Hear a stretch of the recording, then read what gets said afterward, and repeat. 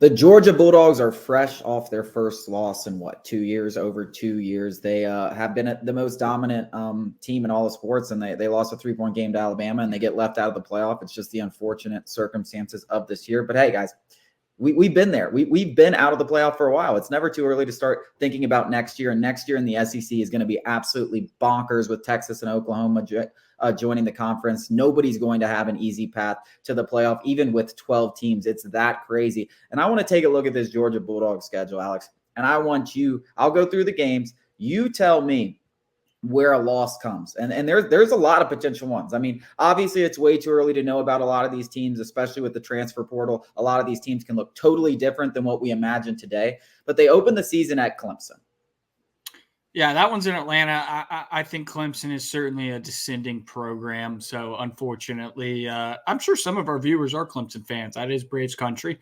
Yeah, I think Georgia wins this one in Atlanta. It's going to be a home game. So yeah, I'll take the Bulldogs in the home opener.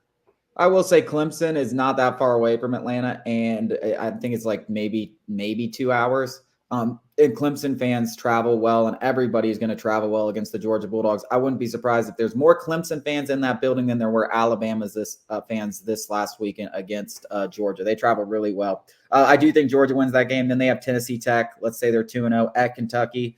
Credit to Kentucky. They're going to get smoked by Georgia again. Then you go at Alabama. Wait, the interesting storyline. Don't just gloss over. Interesting storyline. Brock Vandergriff going to be the quarterback there, so they'll see their old friend Brock. Now, listen, I don't, I didn't stop you to say Kentucky's going to win that game because they're not going to win that game. No matter if Brock's playing like a Heisman or not, Georgia's just going to be a better football team at all 22 positions. But still, an interesting storyline of note. Then you go at Alabama, and these aren't in order. This is just the schedules. I'm just reading it in the order of the picture that they give me. At Alabama, I mean, I'm going to say that one's a loss. I mean, that Alabama Crimson Tide offensive line pushed Georgia around in the SEC championship, and they're going to basically be the same group. I mean, they don't lose a lot. That's a young group. They are a fantastic group. On the road at Alabama, I think they're going to lose that one. Yeah, I think they actually win that one, and all of my confidence is going to be in Beck returning. Beck Bobo, year 2. Talent's never going to be an issue for this Georgia football team. Kirby's going to have those boys right. Not that he didn't have them right for the SEC championship this year, but I think there'll be a little extra juice in the Georgia Bulldogs Gatorade bottle for that one. They would love nothing more than to go into T-Town and upset the Alabama Crimson Tide. Yep, that's the case for a lot of teams, and not a lot of teams have done it. I think it's been done like twice. You're talking about like Texas and LSU most recently. Auburn and Mississippi State at home. They're going to win those games. There's no doubt about it. Then they have at Texas. Quinn Ewers, this is a playoff team already. Quinn Ewers expected to come back. I'm still going to give Georgia the edge in this one. I think they're going to win this game. Texas is a fun place to go. If you're a Georgia fan, definitely head on down to Austin, Texas. That's a memorable experience, but I think they win this one. Yeah, I'm going to flip on this one. And I think these are the two games that everybody's going to have an opinion on in terms of, most people are going to assume Georgia's going to, at most, I think they lose 2 games, and it's going to be Alabama, Texas. And we're flip-flopped on this one. I think they go into Tuscaloosa and beat Alabama, and then they go to Austin and lose to Texas. And I think, again, a lot of my confidence rides on, Quinn Ewers coming back. I think the expectation is that he is coming back. So Quinn Ewers is going to come back. Texas is kind of, officially back, though I hate it. I can't deny it any longer. They are there. They're going to be a championship contender next year. And I think that they kind of make a statement with that Georgia Bulldogs win, who will be the number 1 ranked team at the time when they go to Austin. If the Alabama game is before that, and if they beat them, they'll be the number 1 ranked team in the country. Yeah, I mean, so we both have them with 1 loss. I think it's fair. You could flip-flop on both of those games. I definitely think they're going to win both one of them. Even if they lose both of them, 12-team playoff, though. They're in a pretty good spot to avenge those losses. And like we always say, it's tough to beat a good team twice. You get Florida, Jacksonville, a rivalry game. You know how I feel about Billy Napier. There ain't no way I'm picking that bum to win game against Georgia. Napier could be out of a job. Florida could be looking for a coach by the time before the cocktail arrives. That is a stark reality that Florida fans, some of them are still on the I wouldn't even say a bandwagon. They're on the Napier wagon. But I've seen plenty on social media who are already ready to give up on him. So, fire Napier was just about 3 months early.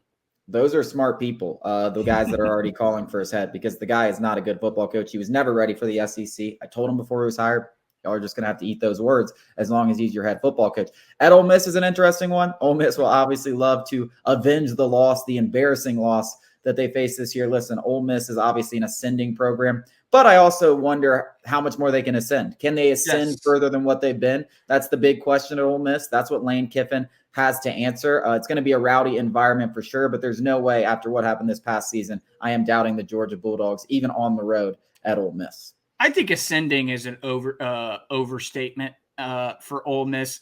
This is about where their ceiling resides, is this season that they just had. That should end in a New Year's Six bowl, by the way, though it's not going to. It absolutely should over Missouri, I would say. But this is their ceiling. And they're going to plateau. New Year's Six. They played Penn State.